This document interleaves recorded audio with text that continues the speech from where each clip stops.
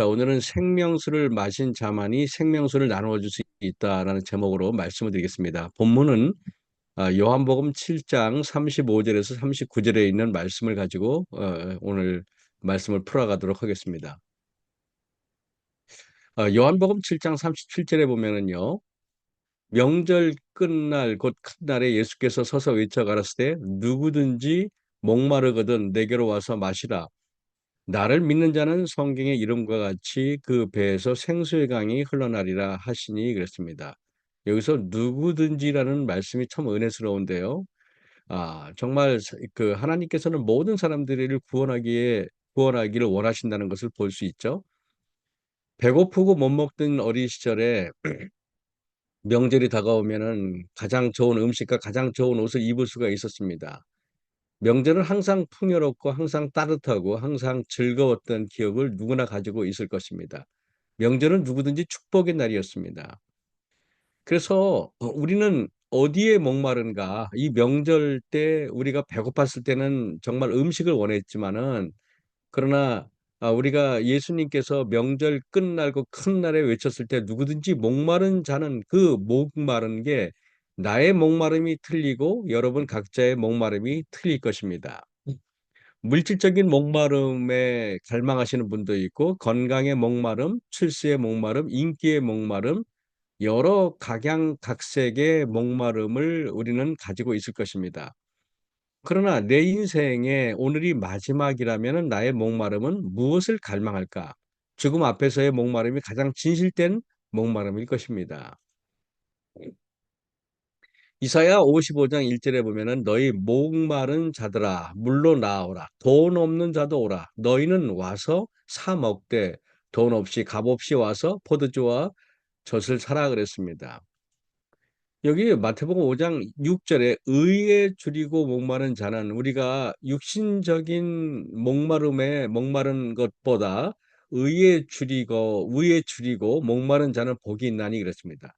그러니까 우리가 목마른 것에 어떤 것의 대상에 목마른 거에 대해서 매우 중요하겠죠.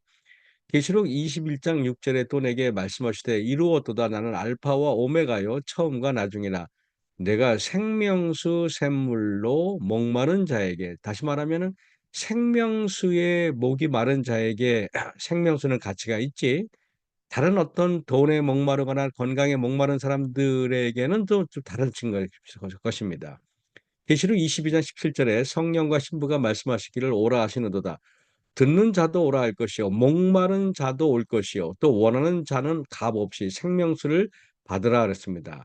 우리가 의에 줄이고 영원한 생명에 대해서 목마른 사람들이 받을 또 생명수를 말하는 것입니다. 나를 믿는 자는 성경 이름과 같이 그 배에서 생수의 강이 흘러나리라 하시니 이는 그를 믿는 자의 받을 성령을 가리켜 말씀하신 것이라 그랬습니다. 그러니까 우리가 예수님께서 그 배에서 생수의 강이 흘러나리라 했는데 그 생수의 강은 성령 하나님을 말씀하시는 것을 여기 보여주고 있습니다. 이것을 가장 잘 표현한 말씀이 에스겔서인데요. 에스겔 47장 1절에서 2절 보면은 그가 나를 데리고 성전 문에 이르시니 그 성전의 전면이 동을 향하였는데 그 문지방 밑에서 물이 나와서 동으로 흐르다가 남편으로 흘러내리더라. 그가 또 나를 데리고 북문으로 나가서 바깥길로 말미암아 꺾여 동양한 바깥문에 이르시기로 본즉 물이 그 우편에서 스며 나오더라 그랬습니다. 그래서 그 성전에서 나온 물이 발목에 오르고 물이 무릎에 오르고 물이 허리에 오르고 이제는 내가 건너지 못할 큰 강이 돼서 정말 뭐 이게는 바닷물처럼 거대한 물을 이룬 것을 볼 수가 있습니다. 에스겔 47장 8절에서 9절 보면은 이 흘러내리는 물로 그 바다의 물이 소성함을 얻을지라 이 강물이 이르는 곳마다 번성하는 모든 생물이 살고 이 물이 흘러 들어가므로 바닷물이 소성함을 얻겠고 그랬습니다. 여기에 바닷물은 세상을 말하는데요. 성전에서 흘러나오는 물로 그 물이 이르는 곳마다 죽어가는 모든 것들을 살린다는 말이겠죠. 그래서 에스겔 47장 12절 보면은 강 좌우가에는 각종 먹을 실과나무가 자라서 그 잎이 시들지 아니하며 실과가 끊기지 아니하고 달마다 새 실과를 맺으리니 그 물이 성소로 말미암아 나옴이라 그랬습니다. 성소에서 나온 물이 모든 각 이르는 곳마다 생명을 선사하는 것을 우리가 볼 수 있는데요. 이거와 비슷한 것들 계시록 22장 1절에서 2절에 같은 말씀을 이렇게 말합니다. 또 저가 수정같이 맑은 생명수의 강을 내게 보이니 하나님과 및 어린 양의 보좌로부터 나서 길 가운데로 흐르더라. 강자 위에 생명나무가 있어서 그것이 만국을 소성하기 위하여 있더라 그랬습니다. 그런데 여기에 생명수의 강을 내게 보이니까 하나님과 및 어린 양의 보호자로부터 그랬습니다. 아까 에스겔서에서는 성소에서 나온다 그랬는데 계시록에서는 이것을 더 구체적으로 말하기를 성소가 바로 하나님의 보호자, 지성소 안에 있는 하나님의 보호자로부터 흐른다라고 말합니다. 그렇다면 오늘 우리가 생명수의 강이 흘러내리는 보호자에 대해서 깊이 연구할 필요가 있다는 것을 보여주고 있는 것입니다. 여기 하나님의 보호자는 어디 있는가? 언약궤 안에 하나님의 거룩한 십계명이 들어있는 것을 우리가 알 것입니다. 출애굽기에 나와 있고 여러 성경이 나와 있는데 시간 관계상 간단하게 요약하자면 언약궤를 그 법궤의 뚜껑을 언약궤라 언약궤 뚜껑을 속죄소라고 부르는데요. 이거를 다른 말로 시은자라고 부릅니다. 자, 이 속죄서 또는 시은자의 양 끝에 보시면은 두 천사, 그룹 천사가 있는데요. 그 그룹 천사 가운데 하나님께서 임재하시는 곳입니다.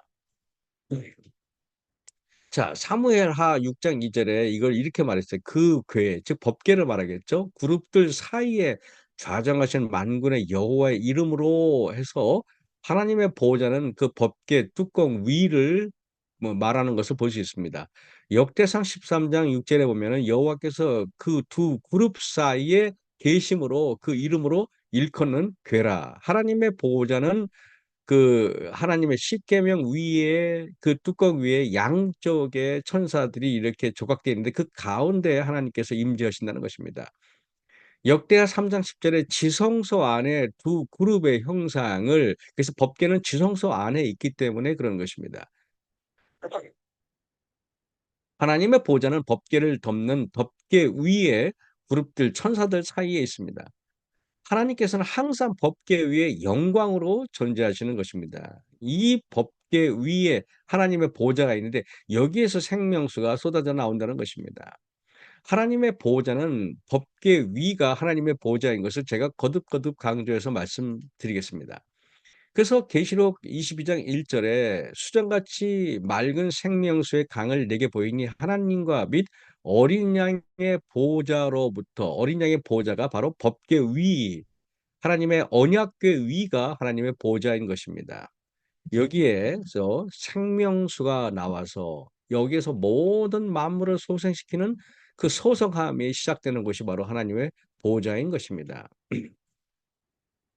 요한복음 7장 38절에 나를 믿는 자는 성경이 이런 것 같이 그 배에서 생수의 강이 흘러나리라 그랬습니다. 생수의 강이 나오는 그 배는 어떤 배를 말할까요? 이것은 예수님의 배를 말하는 것일까요? 아니면 신자들의 배를 말하는 것일까요? 이것은 놀랍게 신자들의 바로 하나님을 믿는 자의 배를 말하는 것입니다. 그래서 우리가 하나님의 보좌에서 생수의 강이 흘러나온다는 것을 알고 있지만은 모든 인간의 배에서 생수의 강이 흘러나온다라는 것을 예수님께서 공포를 하셨습니다. 그 배에서 생수의 강이 흘러나리라 하시니 그러셨습니다. 그렇다면은 하나님의 보호자에서 생수의 강이 흘러나와야 하는데 예수님께서는 우리들의 배에서 생수가 흘러나온다고 말씀하십니다. 왜 이렇게 말씀하셨을까요? 이것이 가능하기 위해서는 우리 안에 하나님의 보호자가 배설되어 됨을 말하고 있습니다. 하나님의 보호자는 십계명 위에 좌정하고 있는데 이거 어떻게 가능할까요? 우리 몸에 하나님의 보호자가 어떻게 있게 계실까요? 이것을 우리가 살펴보도록 하겠습니다. 히브리서 8장 10절에 이런 말씀이 있어요. 또 주께서 가라사대 그날은 십자가 이후를 말합니다. 성경에서 그날은 특히 신약 성경에서는 십자가를 말씀하시는 경우가 굉장히 많이 있는데 여기에서 바로 그런 경우입니다. 그날 후에 내가 이스라엘 집으로 세울 언약이 이것이니 내 법을 저희 생각에 두고 저희 마음에 이것을 기록하리라 그랬습니다. 십자가 이후에 하나님께서 우리 마음속에 하나님의 보호자를 만들겠다는 것입니다. 왜냐하면 언약궤 위, 십계명 위에 하나님의 십계명 위에 하나님의 법궤 뚜껑이 있고 그 뚜껑이 바로 시은자 속죄소이기 때문에 그런 것입니다. 십자가 이후에는 하나님의 법이 우리 마음속에 새겨졌습니다. 하나님의 법 위에 하나님께서는 늘 좌정하시기 때문에 우리 마음속에 하나님의 보호자가 좌정된 것입니다. 그날 이후 즉 십자가 사건 이후에 그래서 생수의 강이 우리 배에서 흘러나올 수 있게 된 것을 예수님께서 그렇게 미리 저기 십자가 이후의 말씀을 누구든지 목마르거든 이 마시라는 말이 바로 그 말입니다. 이것을 고린도전서 3장 16 절에 사도 바울은 이렇게 말했죠. 너희가 하나님의 성전인 것과 하나님의 성전이라는 말은 우리 마음속에 법궤가 있고 우리 마음속에 분향단이 있고 우리 마음속에 번제단이 있고 우리 마음속에 떡상과 일곱 촛대가 있다는 말씀 아니겠습니까? 너희가 하나님의 성전인 것과 하나님의 성령이 너희 안에 거하시는 것을 알지 못하느뇨. 다시 말하면 하나님의 보호자가 우리 마음속에 있음을 말씀하시는 것입니다. 고린도전서 6장 19 절에서 너희 몸은 너희가 하나님께로부터 받은 바 너희 가운데 계신 하나님의 성령이 전인 줄을 알지 못하느냐. 너희는 너희의 것이 아니라 값으로 산 것이 되었으니 그런즉 너희 몸으로 하나님께 영광을 돌려라. 하나님의 보호자에서는요. 크게 위로는 하나님의 영광이 임재하고요. 밑으로는 하나님의 생명의 강물이 흐르게 되어 있다는 것입니다. 그래서 고린도전서 13장 16 절의 의거, 6장 19 절의 의거에서 십자가 이후로 우리 마음속에 하나님의 법이 새겨지고 하나님의 보호자가 우리 마음속에 허락된 것입니다. 이것은 놀라운 기별인 것입니다. 십자가 이후에 우리 마음속에 새겨진 하나님의 보호자에서는 생명수의 강이 흘러나오도록 섭리되어 있는 것입니다. 여러분, 사형수에게 가장 큰 은혜는 무엇일까요? 오늘 죽을 수밖에 없는 사람에게 정말 황금 비단으로 만들어진 그런 어떤 이불이 필요할까요? 아니면 황금이 필요할까요? 아니면은 정말 무엇이 필요할까요? 우리 뭐 돈다발이 필요할까요? 죄로 인해 형장의 이슬로 사라질 자들에게 진정한 은혜는 사면장이 아닐까요? 내가 사형수가 있고 죽을 수밖에 없는데 살 수도 있다는 기별 말고 더 가치 있는 기별이 있을까요? 그래서 하나님의 그 보좌를 시은좌라고 얘기했는데 이것이 mercy seat 그래 가지고 은혜가 베풀어지는 곳이 시은좌인데 그 말이 속죄소와 같다고 얘기합니다. 속죄소는 죄가 사해지는 곳. 다시 말하면은 우리가 죽을 수밖에 없는 사람들이 살 수 있다는 기별이 바로 시은자, 은혜인 것입니다. 그래서 성경에서 말하는 은혜는 사망에서 생명으로 전환되었음을 말하는 것이지. 그래서 하나님이 말씀하시는 복은 죽을 수밖에 없는 인간이 생명을 얻게 되었다는 말씀 외에는 다른 것이 없는 것입니다. 지성소는 죄가 사해지는 곳이다. 이것이 바로 은혜가 쏟아지는 곳이고 은혜를 받은 자가 은혜를 나누어 주는 곳입니다. 스가랴 12장 10절에 내가 다윗의 집과 예루살렘 거민에게 은총과 간구하는 심령을 부어 주리니 그들이 그치른 바 그를 바라보고 그를 위해 애통하기를 독자를 위해 애통하듯 하며 그날에 예루살렘에 큰 애통이 있으리니 무기또 골짜기 하다드림몬에 있던 애통과 같을 것이라 그랬습니다. 우리가 이렇게 살다가 내가 죄로 인해 죽을 수밖에 없었는데 예수님께서 우리 죄를 대신해서 그분이 대신 죽으심으로 인하여 우리가 살 수 있게 되었다는 걸 깨달았을 때 우리는 큰 마음의 애통이 있게 될 것입니다. 우리가 애통이 있고 아픔이 있고 슬픔이 있는 것은 내가 죽을 수밖에 없는데 나 대신 돌아가신 분이 계시다는 것을 깨달았을 때 우리에게는 큰 애통이 찾아오고 그 애통으로 인하여 갈망이 찾아오고 그 갈망은 우리들을 예수님께로 향하게 하는 가장 강력한 촉매자가 될 것입니다.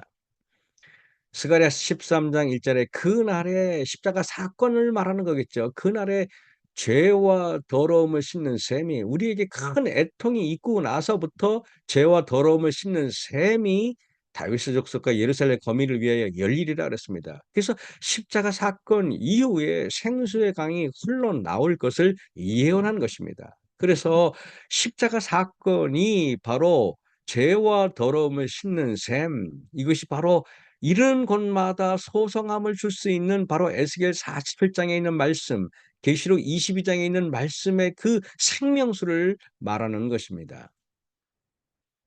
그래서 에스겔 47장에 이 흘러내리는 물로 그 바다의 물이 소성함을 얻을지라, 이 강물이 이르는 곳마다 번성하는 모든 생물이 살고 이 물이 흘러 들어가므로 바닷물이 소성함을 얻겠고 그다음에 각처에 이르는 모든 것이 살 것이며 그랬습니다. 우리는 교회에 다니거나 아니면 이렇게 직장 생활할 때 어떤 사람들이 딱 들어오면은 그 사람이 들어오기만 하면은 거기에는 어떤 기쁨이 있고 은혜가 있고 온유가 있고 하는 것을 우리는 느끼게 해야 됩니다. 어떤 사람이 들어오자마자 그 사람이 들어오면 분위기가 망가지고 또 그 사람이 들어오기만 하면은 모든 것이 다 엉망이 되는 사람들은 그 사람은 생명수가 흘러나오는 사람이 아니라 그 배에서는 사망수가 흘러나오는 것이겠죠.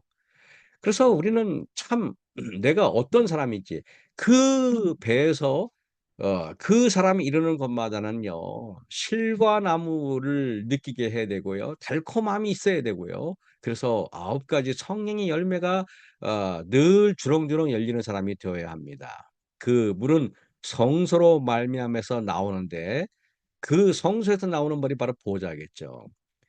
하나님의 보좌는 십계명 위에 하나님의 보좌가 있고 거기서 생수가 나온다 그랬는데요. 저는 사망수가 나오는 것이 어디일까 궁금했습니다. 이것을 성경에 찾아보니까 데살로니가후서 2장 3절 4절 보면은 "누가 아무렇게 하여도 너희가 미혹하지 말라. 먼저 배도하는 일이 있고 저 불법의 사람 멸망의 아들이 나타나기 전에 이르지 아니하리니 저는 대적하는 자라. 범사에 일컫는 하나님이나 숭배함을 받는 자 위에 뛰어나 자전하여 하나님 성전에 앉아 자기를 보여 하나님이라 하느니라." 그랬습니다. 불법의 사람은 바로 십계명의 사람과 반대말이 될 수가 있겠죠. 십계명의 사람, 하나님의 법의 사람은 성령이 충만하고 그 배에서 생수의 강이 흘러나오는데 불법의 사람은 멸망의 물, 다시 말하면 사망수가 흘러나오겠죠. 거기에는 자존하는 것, 하나님의 영광이 아닌 자기 자신의 영광을 드러내는 사람이겠죠. 그래서 저는요. 하나님의 법 십계명 이게 하나님의 이 녹색 박스로 된 것이 언약궤라고 보겠습니다. 거기에는 하나님께 영광을 돌리고요. 마귀의 법, 즉 불법이겠죠. 미움, 분노겠죠. 이것은 자기 자신에게 영광을 돌리는데 하나님의 법에 있는 사람들은 생명수가 흘러나오고 그다음에 마귀의 법 위에 마귀가 법 위에 있는 사람은 사망수가 흘러나오겠죠. 이렇게요. 요한복음 7장 38 절에서 보면은 "나를 믿는 자는 성령이 이룬 것 같이 그 배에서 생수의 강이 흘러나리라." 하시니 그 생수 하나님을 믿는 자가 어떤 사람일까요? 명철한 사람 잠언서 18장 4절 보면은 "명철한 사람의 입의 말은 깊은 물과 같고 지혜의 샘은 솟구쳐 흐르는 내와 같으리라." 그랬습니다. 명철한 사람. 그래서 이사야 44장 3 절을 보면 가란 자에게 물을 주며 마른 땅에 시내가 흐르게 하며 나의 신을 내 자손에게 나의 복을 내 후손에게 주리니 그랬습니다. 의에 주리고 목마른 자에게 하나님께서 성령 충만함을 허락하신다는 말씀이겠죠. 요한복음 7장 38 절에 "나를 믿는 자는 성경에 이른 것 같이 그 배에서 생수의 강이 흘러나리 하시니." 그래서 여기에 보면은요, 또 잠언서 18장 6절에 보면은요, 미련한 자의 입술은 다툼을 일으키고 그 입은 매를 자청하느니라. 미련한 자의 입은 그의 멸망이 되고 그 입술은 그의 영혼의 그물이 되느니라 그랬습니다. 우리가 사람과의 살면서 늘 다툼을 일으키는 사람, 분노를 야기하는 사람, 분위기를 엉망으로 만드는 사람은 바로 불법 위에 있는 사람들, 바로 그 안에 하나님의 언약궤 위에 하나님이 좌정하시고 불법 위에 마귀가 있는 것입니다. 그래서 악한 영이 그 사람을 점령하고 있는 것입니다. 그래서 늘 그 사람 옆에 가면 사망수가 흐르고 사망수는 모든 이루는 것마다 죽음을 가져오고 분노를 가져오고 또 불화를 가져오는 것입니다. 그래서 잠언서 1장 7절에 여호와를 경외하는 것이 지식의 근본이오늘 미련한 자는 지혜와 훈계를 멸시하느니라. 여호와를 경외하는 자가 지혜로운 자고 사단을 추앙하는 자가 바로 미련한 자겠죠. 그래서 여기 보면은요. 하나님의 지성소가 내 마음속에 지어지므로 내 마음속에 하나님의 보호자로부터 생명이 흘러나와야 하고 내 행동으로 하나님께 영광을 돌려야 합니다. 법계를 빼앗기면은 영광도 빼앗기는 것입니다. 그래서 엘리의 두 망나니 아들들이 블레셋과의 전쟁에서 법궤를 들고 나가는 짓을 합니다. 법궤를 들고 나갔다가 법궤를 빼앗깁니다. 사무엘상 4장 21절에 이르기를 영광이 이스라엘에서 떠났다 하고 아이 이름을 이가봇이라 했으니 하나님의 궤가 빼앗겼고 또 이르기를 하나님의 궤를 빼앗겼으므로 영광이 이스라엘에서 떠났다 하고 그랬습니다. 하나님의 법궤를 빼앗기고 하나님의 십계명을 빼앗긴 자들은 하나님의 영광이 떠난 자입니다. 하나님의 영광이 떠난 그 자리에는 캄캄한 어둠이 임하겠죠. 캄캄한 어둠. 그래서 하나님의 영광이 떠난 자들이 이루는 것마다 캄캄한 어둠을 선사하고 절망을 선사하고 또 불안을 선사하고 두려움을 선사하겠죠. 아 마태복음 19장 16절에 어떤 사람이 와서 가로되 선생님이여 내가 무슨 선한 일을 하여 영생을 얻으리까. 그래서 예수님께서 말씀하시기를 생명에 들어가려면 계명을 지키라 그랬어요. 그랬더니 청년이 계명을 다 지켰다고 말했습니다. 21절에 네가 온전하고자 할진대 가서 네 소유를 팔아 가난한 자들을 주라 그랬습니다. 계명을 지킨다는 것은 선을 행하는 것을 말하는 품성이 변화되는 것을 말하는 것입니다. 그 보면은 하나님의 계명을 지켰다는 법관의 주장은 기만이었다. 세상을 첫째로 사랑하면서 그의 계명을 지킬 수 없었다 그랬어요. 계명을 지키는 자들이 다른 자들에게 화를 내거나 다른 자들에게 엇박을 하는 자들은 계명을 지키는 게 아니라 그것은 마귀의 계명을 지키겠죠. 실물기원 392쪽에 보면은 자신을 사랑하는 자는 율법을 범하는 자이다 그랬습니다. 그래서 우리가 자기 자신에게 영광을 돌리는 사람들은 하나님의 계명을 불순종하는 사람들이겠죠.